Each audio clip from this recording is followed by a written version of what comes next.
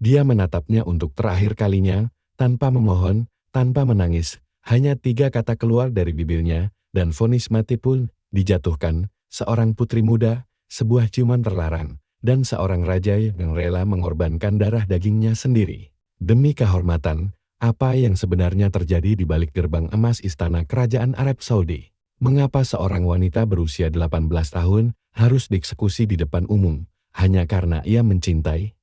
2 insan berusaha melarikan diri, mereka menyamar, penuh keputusasaan, namun di bandara, akhir segalanya telah menanti, satu kesalahan saja, dan seluruh kerajaan menuntut keadilan dengan cara yang paling brutal. Ini bukan dongeng, ini kisah nyata, kisah yang disensor di berbagai negara, dikecam dunia, namun tak pernah benar-benar terlupakan. Jika kamu siap untuk mengetahui kebenaran, tetaplah di sini. Karena apa yang akan kamu dengar selanjutnya akan mengguncang hatimu, sebuah rencana pelarian, tatapan terakhir, dan seorang raja yang menghancurkan segalanya hanya demi mempertahankan kendali. Tapi mari kita mulai dari awal, dari seorang gadis yang tak pernah ingin menjadi seorang putri, Michal bin Fatal Saud, cucu dari pendiri kerajaan Arab Saudi. Ia lahir di dalam sangkar emas, dimanjakan sejak kecil. Segala yang ia inginkan, ia dapatkan. Bahkan yang mustahil sekalipun, izin untuk belajar di luar negeri, namun tak ada yang tahu bahwa di negeri asing itulah, ia akan menemukan sesuatu yang jauh lebih berbahaya dari apapun, cinta di Beirut, jauh dari istana dan segala aturan kerajaan. Michal bertemu Khalid, keponakan dari duta besar Saudi. Ia masih muda, bebas, dan jelas bukan pria pilihan keluarganya. Michal baru berusia 17 tahun. Ia percaya pada hal yang mustahil, bahwa cinta sejati lebih kuat dari tradisi. Apa yang bermula dari tatapan diam-diam berubah menjadi sebuah hubungan rahasia yang kelak mengguncang seluruh kerajaan, sebab Michal telah dijodohkan dengan sepupunya sendiri. Hanya berada bersama Khalid pun sudah dianggap sebagai perzinahan, dan hukumannya hanya satu, kematian. Kakaknya, yang dulu begitu menyayanginya, kini berbalik. Baginya, hanya satu hal yang kini penting, kehormatan. Namun Michal bukan gadis yang akan tenggelam dalam diam. Ia punya rencana-rencana yang nekat, penuh keputusasaan, dan sangat berbahaya. Ia ingin melarikan diri, meninggalkan segalanya. Tapi yang tidak ia tahu, tembok yang menantinya di depan tak terlihat, namun mematikan. Sebuah pantai yang sepi, sehelai syal, dan sepasang sepatu. Dunia percaya Michal telah meninggal, tapi kenyataannya, itu baru awal dari segalanya. Pada musim panas tahun 1977, Putri Michal merencanakan pelarian terakhirnya, bukan dari sebuah kastil, melainkan dari kehidupan yang tak pernah ia pilih sendiri. Satu-satunya kejahatannya adalah mencintai pria yang salah, dan berani bermimpi untuk hidup bebas, jadi ia memalsukan kematiannya.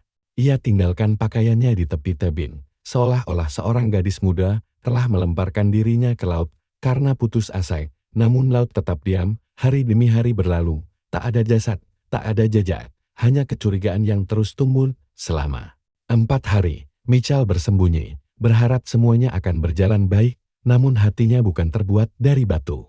Malam sebelum kepergiannya, ia menulis sepucuk surat untuk ibunya, sebuah permintaan yang lembut.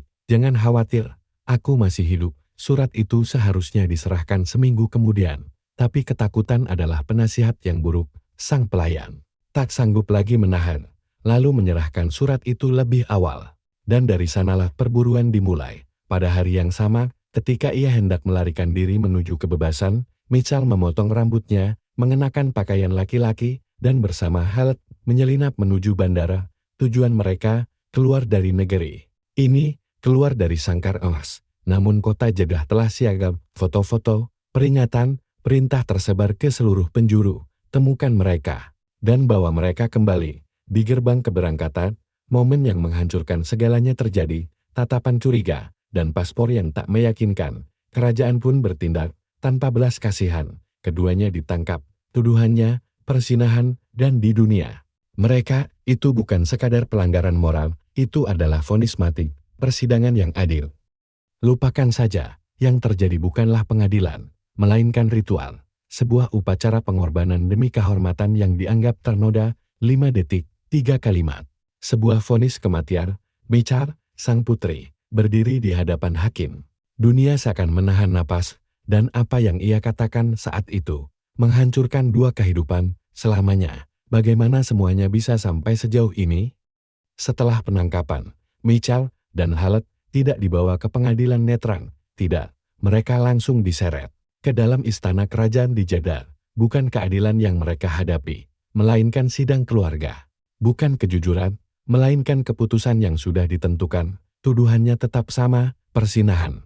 Namun bahkan di Arab Saudi, hukum tetap memerlukan bukti, dan tidak ada satupun, tidak ada saksi, tidak ada pengakuan, tidak ada gambar, hanya satu celah hukum yang kejam dan dingin. Jika terdakwa menyatakan di depan hakim sebanyak 3 kali, "Saya telah berzina," maka vonisnya sah. Tidak ada lagi yang bisa menyelamatkan, dan di sanalah dia berdiri, baru menginjak usia 18 tahun, hancur, namun tidak tunduk. Hakim bertanya, "Apakah kamu telah berzina?"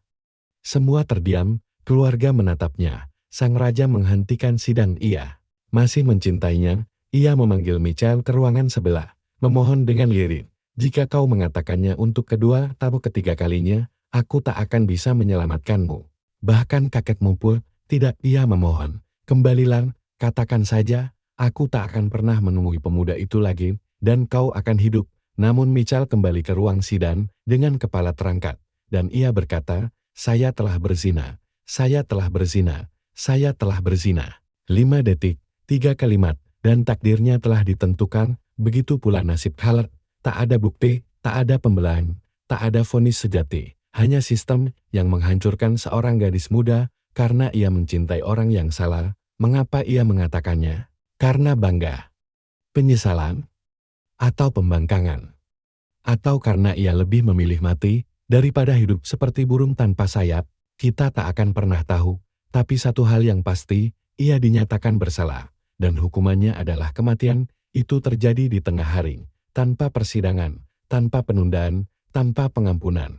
Hanya pasir, matahari, dan 2 insan yang akan segera menghadapi ajal mereka. Pada 15 Juli tahun 1977, hanya beberapa hari setelah penangkapannya, Putri Mitchell yang saat itu berusia 18 tahun dieksekusi di depan umum. Di sampingnya berdiri Halleck, pria yang ia cintai. Kejahatan mereka, cinta yang bertentangan dengan kehendak kekuasaan. Vonis mati itu tidak datang dari pengadilan, melainkan dari tangan kakaknya sendiri, sebuah perintah yang dikeluarkan langsung dari dalam istana. Sebuah noda kehormatan harus dihapus, sebuah contoh harus ditegakkan. Seorang saksi dari barat, yang kebetulan berada di lokasi, menyaksikan segalanya. Ia melaporkan bahwa tangan Mitchell terikat, tatapan Halleck kosong dan tubuhnya limbun, seolah telah dipukuli. Mitchell mengenakan cadar, wajahnya tidak terlihat, dan kemudian padang itu jatuh. Adegan itu kemudian direkonstruksi dalam film dokumenter skandal Death of a Princess tahun 1980, sebuah film yang membuat banyak pemerintah murka, tetapi membuka mata dunia terhadap kebenaran. Mitchell menyaksikan terlebih dahulu bagaimana Halleck meregang nyawa, lalu tiba gilirannya pasir menyerap darah mereka. Rakyat terdiam, beberapa bahkan bertepuk tangan, karena ini bukan penghakiman. Ini adalah apa yang mereka sebut pembunuhan demi kehormatan. Hingga hari ini, pertanyaan itu masih menggema. Di mana pengadilannya? Di mana keadilan?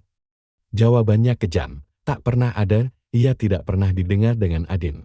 Tidak ada persidangan. Tidak ada pembela. Hanya sebuah ritual. Sebuah akhir yang brutal dari kehidupan yang penuh harapan. Dan semua itu terjadi tepat di depan gerbang istana di Jeddah.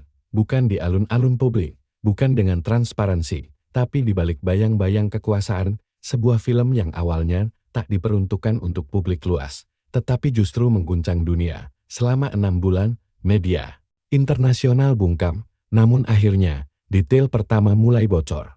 Bukan dari sumber resmi, melainkan dari orang-orang yang tak lagi sanggup berdiam diri. Kisah tentang putri yang dieksekusi itu menyebar ke seluruh dunia, dan apa yang terjadi selanjutnya sungguh belum pernah terjadi sebelumnya. Stasiun TV Amerika PBS memproduksi sebuah film rekonstruksi yang menggugah dan menyakitkan, berdasarkan wawancara dengan saksi mata, orang dalam, dan diplomat. Judulnya Death of a Princess. Dampaknya guncangan politik. Arab Saudi marah besar. Duta Besar Inggris diusir. Pesawat kontor dilarang memasuki wilayah udara Saudi. Sebuah dokumenter yang begitu kuat hingga mampu mengguncang ekonomi, diplomasi, dan opini publik sekaligus. Bahkan perusahaan besar seperti Mobil Oil sampai memasang iklan di New York Times untuk menjauhkan diri dari penayangan film tersebut. Tapi semuanya sudah terlambat. Kebenaran telah terungkap, dan suara kebenaran itu lebih lantang dari segala ancaman. Semakin besar tekanan terhadap pasar barat, semakin jelas satu hal, kekuatan penguasa begitu besar dan ketidakberdayaan perempuan di dalam sangkar emas mereka. Begitu nyata, dan sangkar itu masih ada hingga hari ini. Mereka menyebutnya kehormatan, tradisi, perlindungan, namun seringkali itu tak lain adalah penjara Putri Latifah. Sebuah nama yang tak boleh dicari di Google di Dubai. Ia masih hidup, tetapi tidak bebas. Ia masih berjuang, tapi di balik tembok. Hingga kini, perempuan masih dikurung bila mereka tak patuh. Mungkin bukan selalu dengan kematian, tapi dengan kehilangan martabat, impian, dan suara mereka. Terkadang, yang mereka cari bukanlah cinta, melainkan sesuatu yang lebih mendasar, kebebasan. Dan terkadang, bahkan itu pun terlalu berbahaya. Mungkin kamu berpikir sekarang, itu kan dulu, di negeri yang jauh, dalam budaya yang berbeda. Tapi cobalah tanyakan pada dirimu sendiri, seberapa banyak kebebasan yang benar-benar kita anggap wajar hari ini? Untuk perempuan, untuk remaja, untuk siapapun yang ingin hidup berbeda. Kisah Michal bukanlah kasus tunggal, ia adalah simbol, mewakili semua suara yang tak pernah didengar, mewakili semua sangkar yang tampak berkilau, namun terkunci rapat dari dalam. Kami menceritakan kisah ini, karena jika tidak, ia akan hilang di telan waktu. Karena diam berarti ikut bertanggung jawab. Jika kisah ini menyentuh hatimu, bagikanlah, bicarakan. Jadilah suara bagi mereka yang tak bisa bersuara. Karena perubahan tidak selalu dimulai di dalam istana. Terkadang, perubahan justru dimulai dari sini, dari dirimu, dari hal-hal yang tak lagi kamu abaikan. Berlanggananlah ke kanal kami untuk kisah-kisah nyata lainnya yang menggerakkan hati dan bisa membawa perubahan. Dan jangan pernah lupa, kebenaran adalah langkah pertama menuju kebebasan.